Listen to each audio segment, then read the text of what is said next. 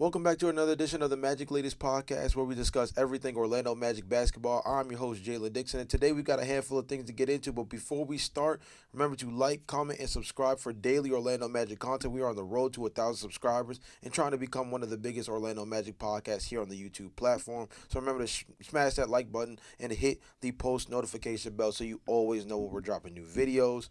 With all that being said, let's go ahead and get right into today's episode, and let's talk about the NBA travel. I've kind of hinted to it in a number of different conversations over the last couple of weeks since the release, but it seems as though when it comes to the Orlando Magic, the issue of the NBA travel has really picked up steam. I read an article recently that was a little bit more detailed around the research that was done in relation to NBA travel and its impact on NBA team success.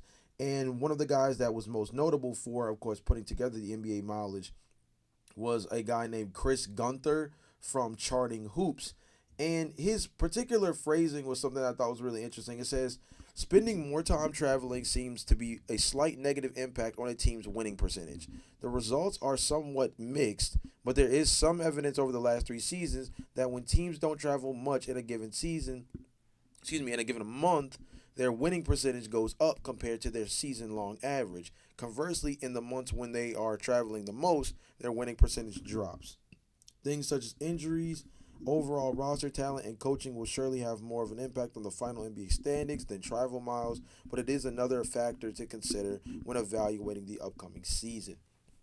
And of course, as I've noted on this podcast before, the Orlando Magic, far and away, are going to lead the league in NBA travel mileage. As you can see on the screen here, they are at 53,000. The next closest is the Portland Trailblazers at 50,000.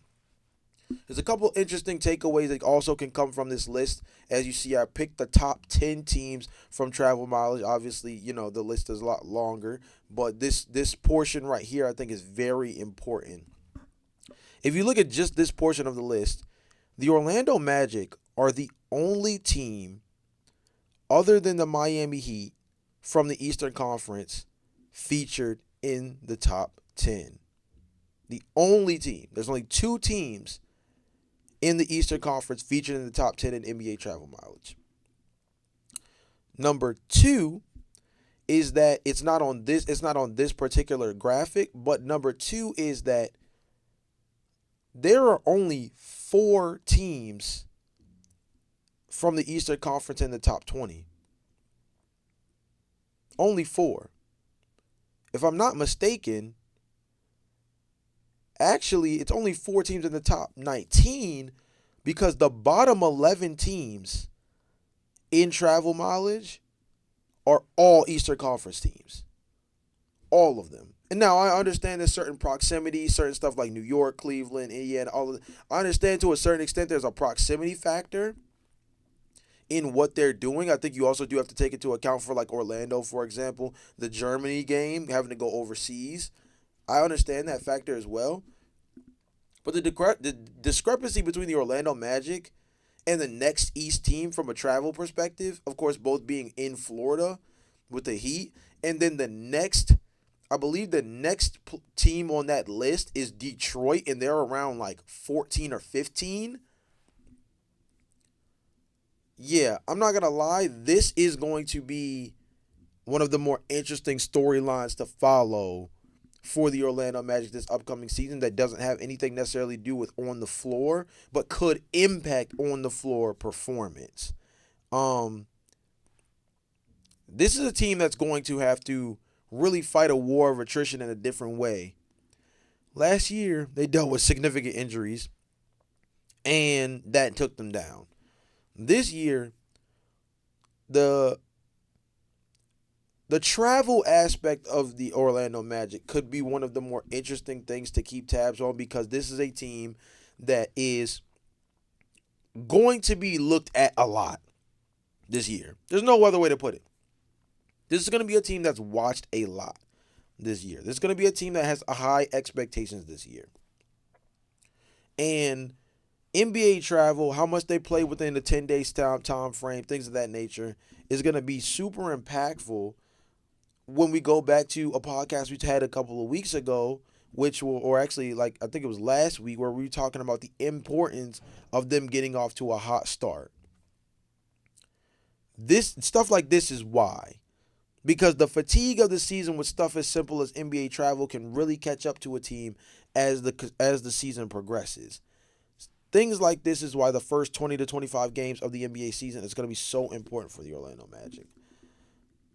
I'm interested to see what you guys think in the comment section about how impactful you think the NBA travel stuff will or won't be. Because obviously we can't, even as the studies show, there's no real definitive results that say like high travel is bad or good for an NBA team. It just kind of said that in months where they tend to travel more often, there is a slight decline.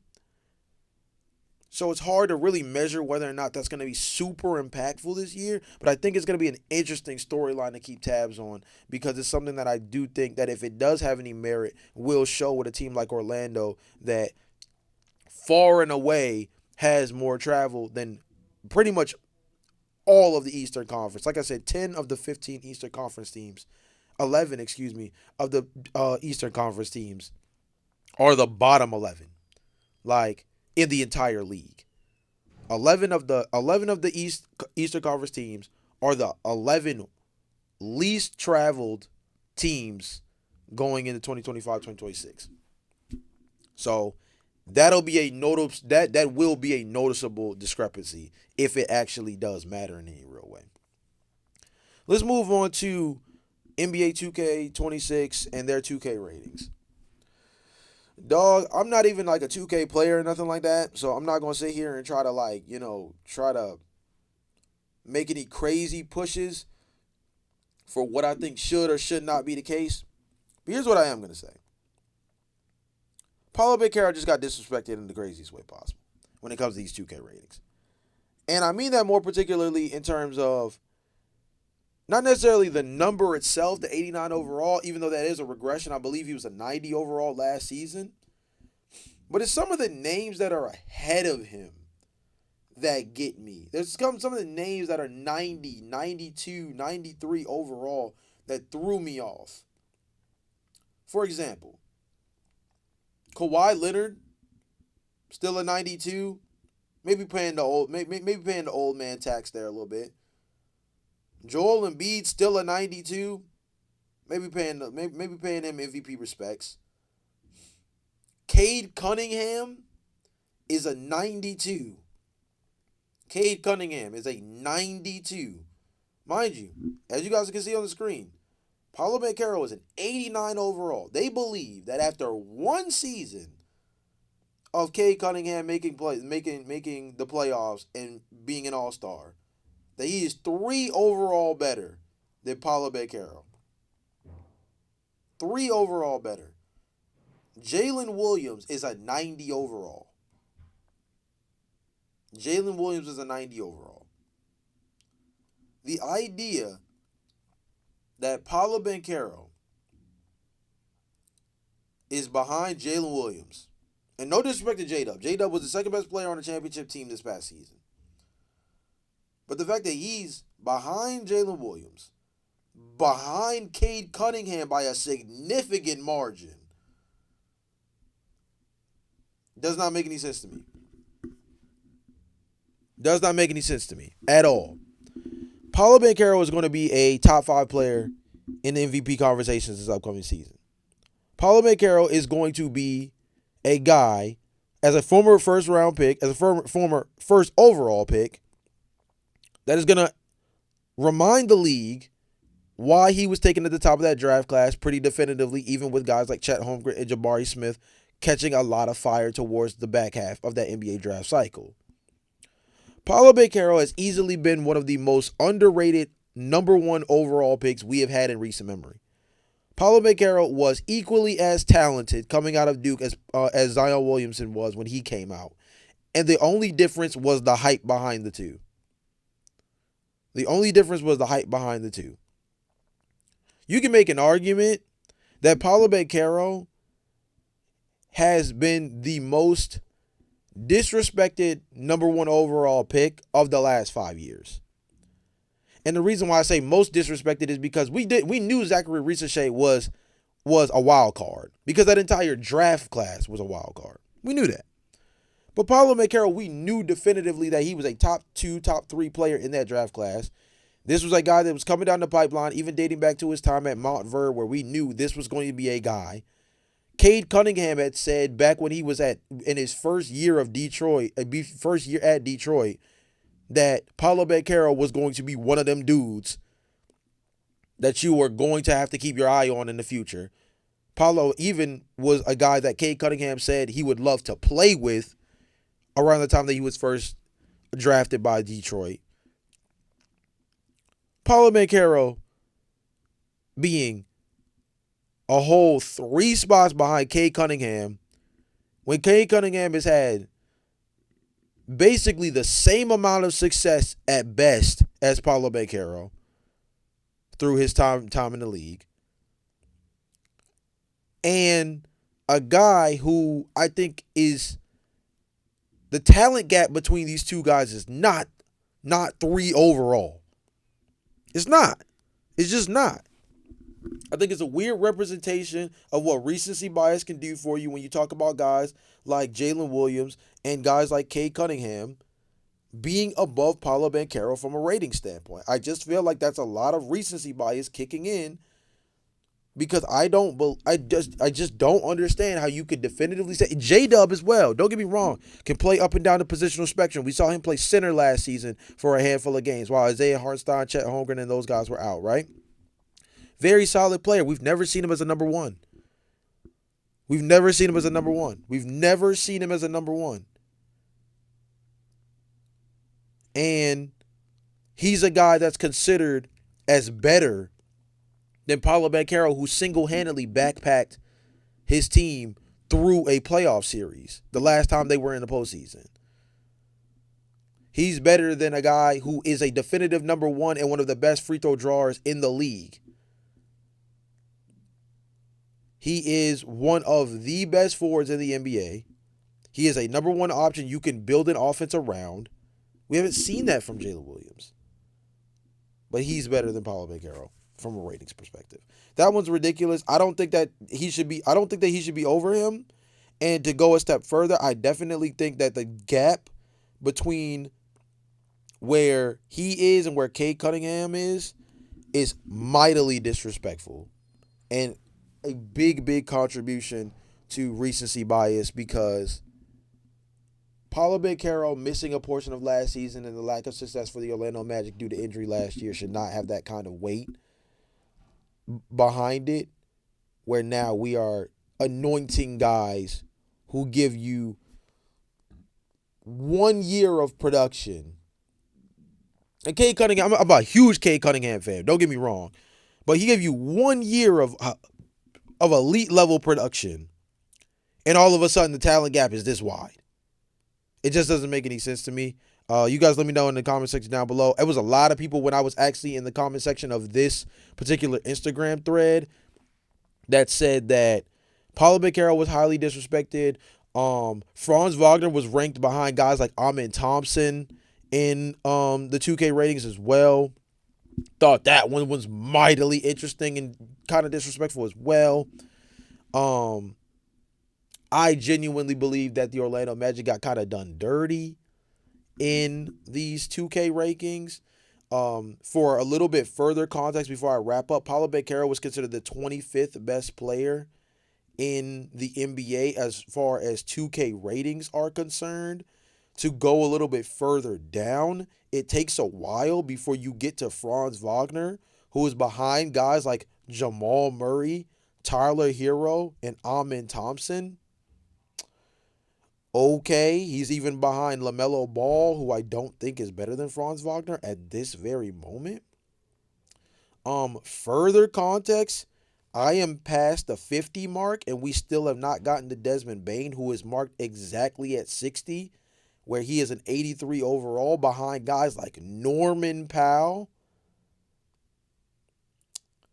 He's in the same 83 overall category as guys like Jalen Green, Cam Johnson, Kobe White, and Stephon Castle is an 82. Josh Giddey is an 82. That's the area Desmond Bain is in. Jalen Green, Cam Johnson, Kobe White. Yeah, the Magic did not get a ton of love. Did I mention that I hadn't seen Jalen Suggs yet? So he probably is somewhere rounding out the top 100. Is he? No. Jalen Suggs did not crack the top 100 in the NBA 2K overall. Top 100 ended at 81 overall. So maybe he's an 80.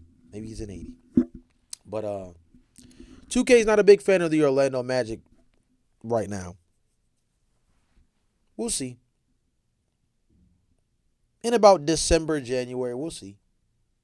Because I have this feeling that I feel like that's gonna be something that changes very soon. Next up, let's move on to a Sports Illustrated article that talked about a trade for Jakob Poeltl.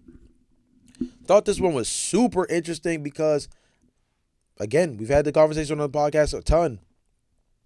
Hasn't been a lot of center-related trades that have been associated with the Orlando Magic as a possible trade deadline acquisition, right? We've had a lot of conversations about different guards that could plop into the Orlando Magic backcourt and provide more offensive infrastructure to this team without seeing Desmond Bain have a single dribble with the roster. But a team need that I have said definitively, and a lot of the comment section has agreed with, is that the big man position is one of real question. Jonathan Isaac obviously is a health risk every season. Wendell Carter Jr. has a bit of a ceiling to him. Goga Batazde is a guy that in 2 seasons is going to be someone that requires real financial equity, and is going to be a guy that you're going to have to truly respect on the open market, because he's gonna command about 25 plus $million. I think when you look at the fact that the center market has kind of plateaued at about 20 million being the baseline, I think Goga Batazde as a high level athlete can be a guy who commands 25 plus $million to be a starting center somewhere. So I thought it was interesting that a Jakob Poeltl trade was thrown, because I believe this is a very underrated center. I actually was talking to a friend and Toronto Raptors fan the other day and mentioned that he believes that Jakob Poeltl was a top 10 center in the NBA, and a guy that literally, if he's not definitively in the top 10, he is a strong case to at least be the 10th best center in the NBA, which I thought was a very interesting point. But with the actual trade package itself, it was Jakob Poeltl for Jonathan Isaac, Tristan da Silva, and I believe it was a 2026 first round pick 2026 second round pick from the Orlando Magic. And it is the Orlando Magic's second round pick. I'm doing this in a heartbeat. But I'm going to let the article speak as to why this could be so interesting and impactful. Jakob Poeltl might be an ideal trade target for the Orlando Magic at 2025-2026 midseason point, as he has a incredible screen assist ratio, impactful rim protector that affects defense positively, consistency on both ends of the floor. He cannot be traded until January 7th. It says, Poeltl averaged new career highs across the board, but the main issue is the lack of availability. He appeared in fewer than 60 over the last couple of seasons. However, an internet post suggested that the former lottery pick would be an ideal trade deadline candidate for Poeltl, given the fact that he opted into a $19.5 million player option. He also signed for a 3-year, $84 million extension, meaning that Jakob Poeltl would be signed long term. The article further goes in saying the Magic could look to improve their center depth, but Poeltl is a heavy candidate. After the upcoming season, he'll average a salary of $28 million over 3 years, which is too much for a non-All-Star player. A better and cheaper trade target would be someone like Nick Richards. Totally fair. The article finished off by saying, Poeltl is a great center, but the Magic might not be the best destination. The organization is preparing for a run at the championship next season and can't afford to make the wrong move. Here's the thing. Here's the thing. I think I would trade for Jakob Poeltl in a heartbeat. I think that if you're going to be stuck in a situation where you have to make decisions around guys like Jonathan Isaac long term, who's still signed for another 3 seasons past this one, if you have to make a decision on a guy like Goga Batadze, who possibly will command $25 to $26 million a season from an off season from now for an extension. And you have to look at a guy like Wendell Carter Jr., who is signed long term but shoots 23% from beyond the arc and has not necessarily been the most effective guy as a rotational center on both ends of the floor. He's been solid, but not the most effective center that we could have. I think that Jakob Poeltl for a win now version of the Orlando Magic would actually be a really solid pickup. And giving up Jonathan Isaac and Tristan da Silva does not necessarily hurt as much. I believe that giving up Tristan da Silva simply would just open up more minutes for a guy like Noah Penda. I feel like giving up on Jonathan Isaac is not necessarily hurting the situation because if Jakob Poeltl was able to play 60 to 65 plus games in a given season, I think that Jakob Poeltl is simply a much more effective player on both ends than Jonathan Isaac is. I think on a per minute basis, Jonathan Isaac is a more impactful defender. I think on an overall game and from an overall game perspective, I think that Jakob Poeltl is a more effective overall center. So the financial burdens of it, yes, you are simply doubling down on the idea of being a second apron team if you're Orlando. You also already took the first step to getting in that situation by trading for Desmond Bane. So as a team that should be looking to the future and looking to the present and the future as a real contending team, getting a guy who you know has high level productivity like Jakob Poeltl, who can be an 18 and 10, 20 and 10 kind of guy at the center position. I think a good decision maker as a guy that can pass the ball at a pretty decent rate. It mentioned the screen assist, a guy who is very good at setting screens and helping guards create space. Jakob Poeltl, I think, is a good fit. I think the finances are the aspect that make people a little bit more weary about Poeltl to a team like the Magic. Nick Richards, as mentioned in the article, would be a good fit from getting a physical, burly center who can set good screens, be a lob threat, things of that nature on a cheaper price point. But I think Jakob Poeltl is a better fit. He is just not better financially. You guys let me know in the comment section down below how you guys feel about Jakob Poeltl on the team. I think that Jakob Poeltl for Jonathan Isaac, Tristan da Silva in a second. I think you not only run over with the phone, I think you personally fly those guys to Toronto in exchange for Jakob Poeltl. I genuinely believe that. I love J.I. I love Jonathan Isaac as a player. I've went to bat for him on this podcast a handful of times when we've had these different trade scenarios of not trading Jonathan Isaac for certain value. This is one of those where I feel like when you look at what Jakob Poeltl is capable of as a two-way player and as a veteran presence in the locker room, I think this is a guy that actually does quite well, does fit the roster construction quite well. Last but not least, as I mentioned on the last episode, I'm going to start doing something called the Question of the Day series, where I ask you guys a question not necessarily related to some of the other topics that have been discussed through the podcast, still Orlando Magic centric, but just stuff that maybe came up as a different idea or came up as maybe something that was sparked based off a conversation online, different things of that nature when it comes to the Orlando Magic. And my question of the day is something really simple. Obviously, I've been seeing a lot of graphics related to college football over the last couple of days as we get very close to the start of week 1 of college football season. And in the articles that I've seen or some of the posts that I've seen on ESPN College Game Day and things of that nature have been of pictures of different college uniforms and college helmets. And the question has been, when you see this helmet or you see this jersey, who is the first player you think of? So my question today is similar. When you see an Orlando Magic jersey, who is the first player you think of? The name that first pops off for me is obviously Tracy McGrady, as a person who is a little bit younger in terms of getting into basketball fandom, things of that nature. But because obviously he's such an easy name, I also want to share with you guys my most obscure name that comes to mind when I first see an Orlando Magic jersey, which is Aaron Aflalo. Now, I actually have more of an affiliation with Aaron Aflalo, more for what he did with the Denver Nuggets in the time where he played with guys like Kenneth Faried, played with, this is during the time, this is Danilo Gallinari, this is Raymond Felton. This is Ty Lawson, like that team, right? I'm more familiar with Aaron Afwalo from that perspective, but I also just kind of randomly remember the fact that he played for the Orlando Magic and was like low key a bucket. I think he averaged like 16, 17 points for this team at one point as well. Like he was actually really solid for a little while as like a just a hooper for the Orlando Magic.